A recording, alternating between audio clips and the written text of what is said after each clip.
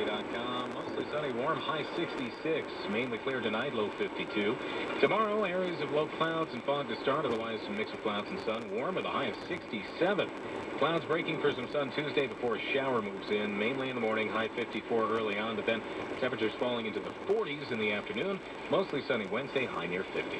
59 and sunny in New York. This is 1010 Winds, New York's one and only all-news station. Noel Saunders is our service aide. Karen Riebel is the writer. Walter Geis is at the editor's desk, and I'm Lane Pajari. All news, all the time. This is 1010 Winds. You give us 22 minutes, we'll give you the world. Good morning. It's 59 degrees at 11 o'clock on this Sunday, November 11th. I'm Kathleen Marple, and here's what's happening. No power, but plenty of anger for some 90,000 LIPA customers told they have to wait for safety checks 2 weeks after Sandy. Plenty of help from some folks who know their hurricanes. Katrina survivors send aid to New Jersey. At the 11th hour of the 11th day of the 11th month, New Yorkers are honoring veterans, and veterans are helping them recover from Hurricane Sandy. All in the emails. New details on what started that FBI investigation that revealed General David Petraeus' career-ending affair. 10-10 winds, AccuWeather forecast. Sunny and warm today, high 66. This is Spencer Ross. Texas A&M beats #1 Alabama. Notre Dame remains unbeaten, and Rutgers survives a scare before beating Army. Winds east time 11:01. Time for traffic and transit on the one, sponsored by A.J. Madison. Here's Jennifer Fitz. They've got lots of traffic in Queens on the Cross Island Parkway, and the reason is construction. It runs southbound between Northern Boulevard down to the Grand Central Parkway. Alternate lanes are closed. They'll be out there for at least another hour. Stop-and-go traffic from Bell Boulevard. And backups on the BQE, too, westbound after Hamilton Avenue. Because of construction, the right lane is blocked, and they're working between Hamilton Avenue and the Brooklyn Bridge. We've got some stop-and-go traffic. 280 in New Jersey, eastbound at exit 17 in Harrison. The off-ramp is closed because of some police department activity, so expect some slowdowns as a result. And then slow-moving traffic eastbound on 280 between exits 11 and 12. The left lane is blocked with construction until 6 tomorrow morning. We still have a disabled vehicle on 4 eastbound at Grand Avenue. Slow traffic from Teaneck Road. No problems at the GW Bridge, Lincoln and Holland tunnels, and so far so good between the boroughs.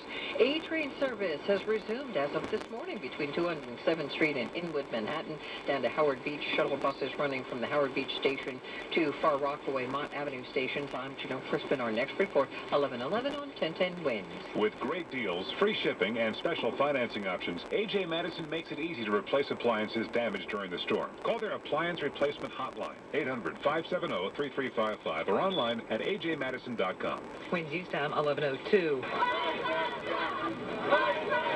And that's pretty much how a lot of folks on Long Island are feeling right about now, especially since there's word that some 90,000 customers won't get lights back on until inspectors come to their homes for safety checks, and crews just started doing that yesterday. Hundreds of angry residents out of patience after nearly 2 weeks in the dark protested at LIPA headquarters. Also on the citizen yesterday, and Suffolk Exec Steve Ballone says he is bypassing utility top managers and working directly with local substation coordinators to restore power.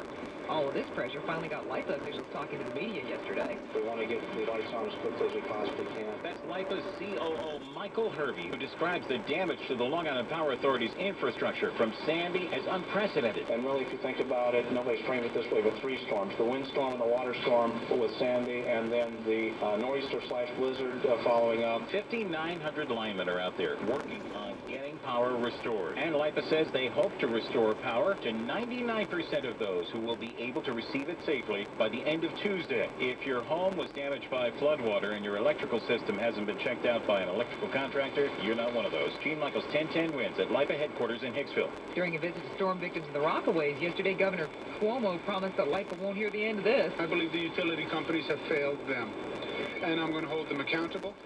We're doing everything we can now to get them to get the power up, get it up quickly, but we're going to hold the utility companies accountable. LIPA's not the only utility under fire. Bridgewater residents unhappy with JCP&L are asking Governor Christie to kick it out of town.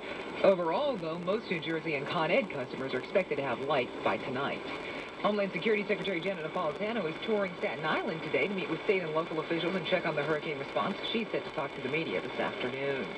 More NJ transit lines are set to start moving again tomorrow. Limited service on the Bergen and Pascack Valley lines, as well as limited service from High Bridge to Newark on the Raritan Valley line.